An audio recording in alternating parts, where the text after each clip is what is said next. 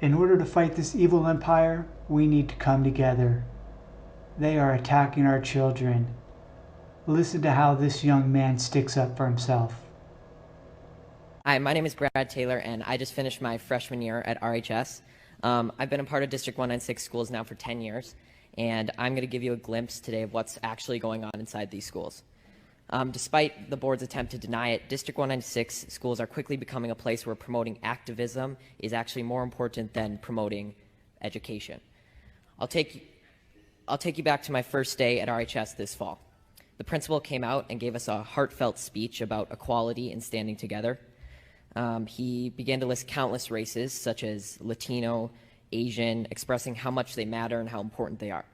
But never once did he mention a race or identity that reflects me, or half the kids that were in the class. Now, members of the board, I know you haven't been to school in a while, and I know none of you, or most of you, don't have any kids left in the school district. But you must admit how uncomfortable it will be to be characterized just by your skin color on the first day of school, and be thought that you were wrong just because of your skin color. So I'll never forget the look one of my friends gave me from across the room as we were sitting there listening to this blatant bias being expressed in the so-called equity statement by the leader of our school.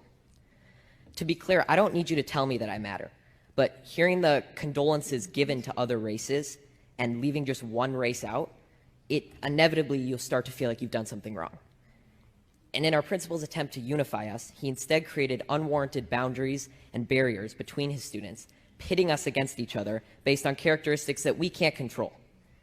In another separate instance, I was told that writing "All Lives Matter" on the whiteboard was political and could be seen as offensive.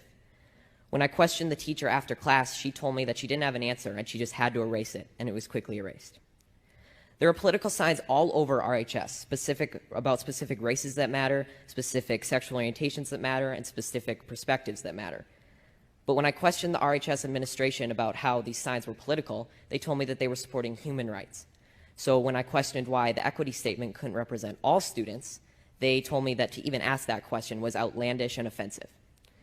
And when I asked why that was, they told me, quote, "Whites have a pretty good situation right now," unquote. So is that not racism? Disregarding my question merely because of the color of my skin? To be honest, after enduring a year of the people in charge telling me that I'm a racist and I'm privileged and pointing out our irreversible differences, I've never noticed race more. And it's becoming the first thing I notice when I meet someone, which has never before been the case. RHS administration confidently told me that RHS students and staff are happy with their equity statement. But from my experience in talking with other students, this is not the case. I know many kids who disagree with their teachers, but they're too scared to stand up because they're worried that their grades will be docked and their learning experience will be affected. My honors government teacher, I'm not going to say his name, but he's mentioned that Democrats care more about all people while Republicans only care about themselves. And he's also inferred to us that socialism is better than democracy. He even had a statue of a socialist leader in his classroom. I've been told by a lot of kids that they just stay silent and adjust their schoolwork to reflect an acceptable opinion to secure a good grade.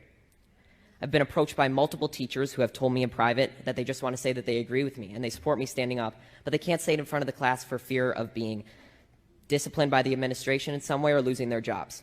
There is clearly only one way to think in this district, and that is that they are teaching their kids to shut up if they don't agree.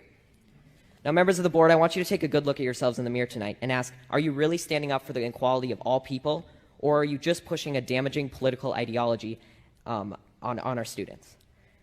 A fellow coworker at my job, who, by the way, is of color, discreetly told me that the schools seem to be pushing a very leftist agenda in class. This proved that not everyone is happy with your school, and not everyone who isn't happy is white. Now, due to all these instances I've mentioned and many more that I can't fit in this 5-minute speech, I've decided to leave this district and continue school on a private Christian school online.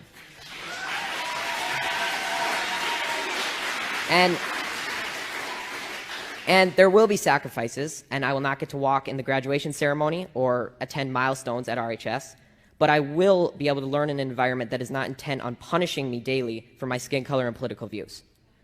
Now, regardless of how you take my speech, whether you just shrug it off as malarkey or Fox News talking points, I encourage you to think about it, because someday I'm going to be a leader. I may be the president, a governor, or just a professional golfer, But I will never stop believing that everybody has value, no matter their skin color or personal beliefs. And it's a shame that you're not going to be able to say that I was an alumni of RHS in District 196. Thank you.